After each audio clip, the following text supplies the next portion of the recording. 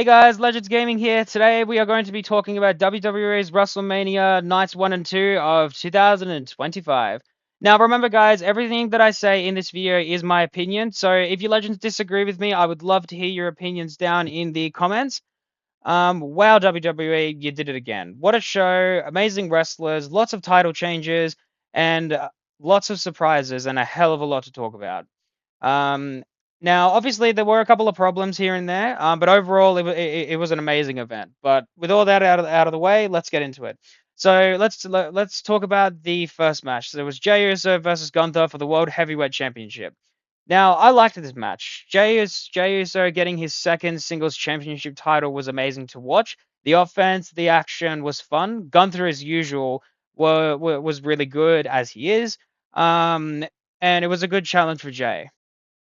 Just before we move on to the second match of night one, I also wanted to add in my opinion of the atmosphere and the crowd. First of all, the crowd was absolutely exceptional, having 60 plus thousand people for both nights, having over 120,000 total was incredible. All the effort that WWE goes into to make their wrestlers look good, or all the fireworks, all the pyro, and I mean also the fact they gave Seth Rollins a freaking flamethrower, but also the fact that they had both Shawn Michaels on night one announcing the crowd attendance, and then Stone Cold Steve Austin announcing it on night two. I thought that was absolutely incredible. It was really awesome to see both of them and the crowd's reactions.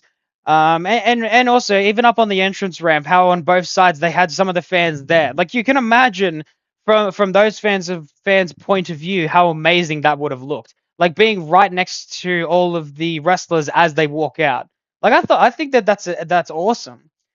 But anyway, I just wanted to add in to the second match, which was the New Day versus the War Raiders for the World Tag Team Championships. Now I initially had a script of me hating this match, but I'm going to ignore it. This match was actually really good. It played well into the New Day now being heels. The fact that they had to cheat or bend the rules to win the match. I think that fits in really well with the character development of them being heels. Now, I'm not saying the War Raiders didn't do good. The War Raiders were amazing. Like, put up an incredible fight. A lot of tag team work was well done. Like, I love these kinds of matches when the actual tag teams like use tag team tactics to win instead of like having one big strong character and then one weak character, and the weak character relies on the strong character. We'll be getting into something like that in a short time. Now let's move to the third match. Jade Cargill versus Naomi. Jade winning her first match on debut at WrestleMania, I thought was really good. She showed that she deserves to be there, showing off her wrestling skills and abilities. Naomi did an amazing job giving her a tough opponent. There was no stage or point where it was easy for either women to win. But I thought the ending was really good. And yeah, I thoroughly enjoyed this match. Now we move to the fourth match, which was LA Knight versus Jacob Fatu for the United States Championship. Well, what can I say that people haven't already said? Jacob is an amazing wrestler, and he has so much potential. I seriously can't wait for him to win the WWE Championship in the future. Now, before any sneaky little people say in the comments that he'll never win that title, he'll never get the opportunity. Guys, if you haven't seen this match, look at it. This match just thoroughly proves that he is going to break out to be a single star, or he's either going to be the new head of the table, or or he's going to take over Solo Sikoa. I guarantee that. But yeah, thumbs up to this match.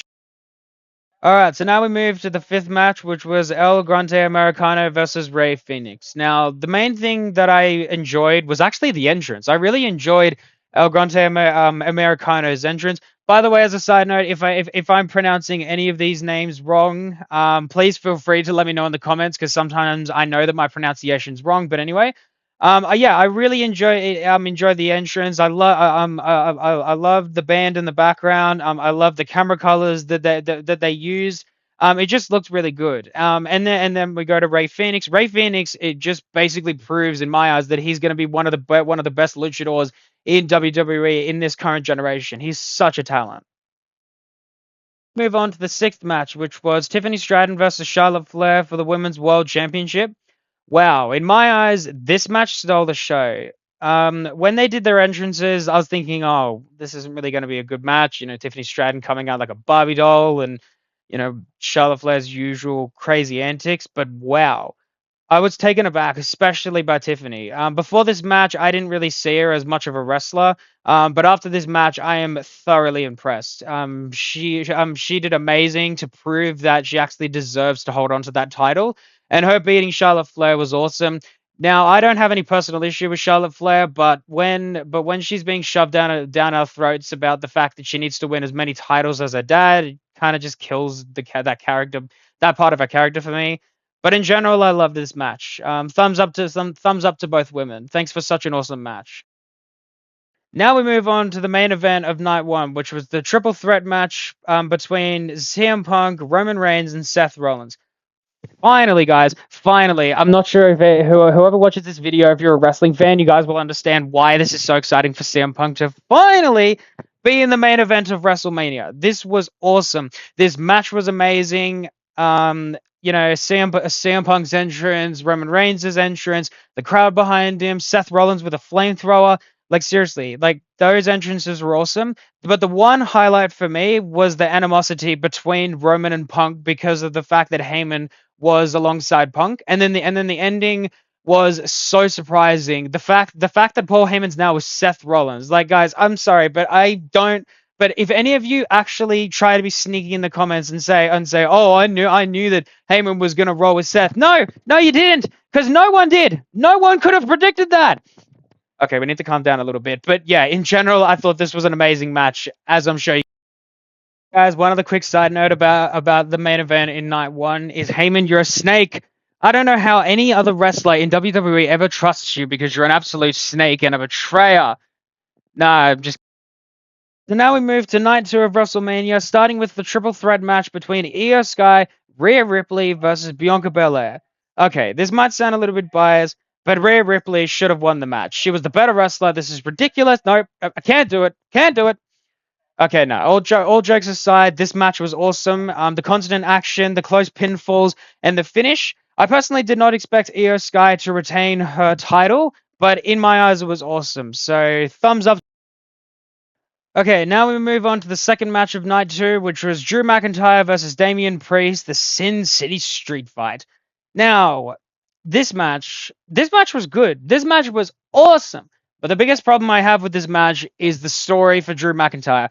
Ever since 2020, it has just been Drew McIntyre saying over and over again, I got my title during the pandemic when there was no crowd and no one cared about me. Feel sorry for me. Oh, this isn't fair. Now, at first it made sense, it was justified, but 4 or 5 years later, he's just dragging it too far. Like, you've beaten him now, but by the way, he won the match, but now you've won, so you can move forward with the next stage. But also to give credit to Damian Priest, he did absolutely incredible as well, and watching him go through those tables, man, Jesus, that was crazy. Anyway, yeah, awesome match. So now we move to the third match of night two, the Fatal 4-Way for the Intercontinental Championship. Braun Breaker versus Finn Balor versus Dominic Mysterio versus Penta. Now, before we get into what you can obviously see, I loved Penta in this match. He was absolutely, absolutely incredible. He is such a skilled wrestler and just so goddamn talented. Braun Breaker, just again, so freaking destructive, so fast, so powerful. Finn Balor, I thought Finn Balor was good in this match. The story going into it, I thought was very engaging and very enjoyable. But the finish, though, Dominic Mysterio as champion. Okay, I don't care if any of you are wrestling experts or even if you're people working in WWE. Who could have predicted that Dominic Mysterio would be the one to win the title? Now, look, it might sound like I'm angry about this decision, and I'm not. I'm just very shocked and surprised about this decision. Because all they've done with Dominic Mysterio is basically just use him as an afterthought and use him for someone to kick or someone to punch. And it's just been that. But again, the surprise and the fact that the crowd was actually behind him when he was performing the 619 and then the frog splash was absolutely awesome. I really did love that. I do hope that they treat Dominic Mysterio with a little bit more respect and they give him a good long length title reign. Again, I personally have no idea how they're going to pursue it, but I really think there's a lot of potential for great matches with Dominic Mysterio. I do hope that he does leave Judgment Day as well, because the Judgment Day is basically just dead at this point. It's dragged on too far. Like I think he just needs to step out and just do his own thing. But again, this is my opinion. But I thoroughly love this match, and the ending was very surprising. So, yeah, thumbs up to Dominic for winning. Move on to match number 4 of night 2, which was Randy Orton's Open Challenge versus Joe Hendry, surprisingly TNA champion. Now, for my opinions on this match, it was short and sweet. That part was beautiful. I did not expect a long match. I did not want a long match. But also, as a side note, for the fact that this is Randy Orton's 20th WrestleMania appearance is just impressive by itself. There's not a lot of wrestlers these days that get to 20 years, especially at WrestleMania. Like, it's an amazing achievement, but it's not something that happens very often. So kudos to him for that.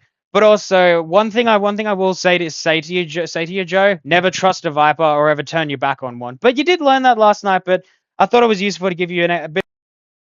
So moving on to the 5th match of night 2, we had AJ Styles versus Logan Paul.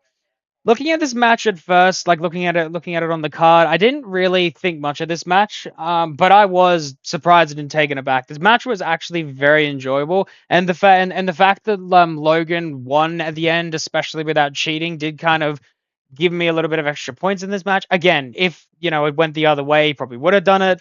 But yeah, but I still thought it was a solid finish. I do have to kind of respect Logan Paul a little bit, which is something I didn't ever think I would say in my whole life. But you know, match number 6, the women's tag team championship match: Liv Morgan, Raquel Rodriguez versus Becky Lynch and Lyra V. The reason why I'm saying Lyra V is because I cannot pronounce that surname and I don't want to offend anyone saying it the wrong way. Now, obviously, the first thing we need to talk about is Becky Lynch returning. The man's back in WWE. No, this was awesome. I absolutely loved Becky Lynch returning, especially to help Lara, especially because initially she was walking in on her own. But you also know how that I mentioned earlier with the New Day and War Raiders match about how I really liked the fact that the War Raiders actually were utilizing each other.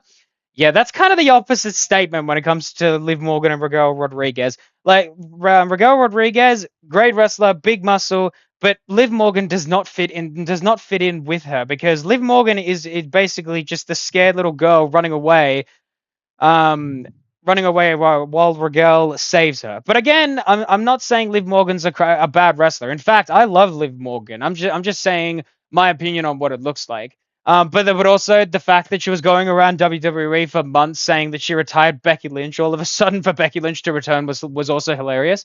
With the commentators pointing that out and me being reminded of that, I thought that was really funny. But in general, I still love the match. The finish was awesome, and it actually surprised me. I did not actually expect Becky Lynch and Lyra to win, especially with Lyra now being a double champion. That took me off guard a little bit. So I do hope that lasts.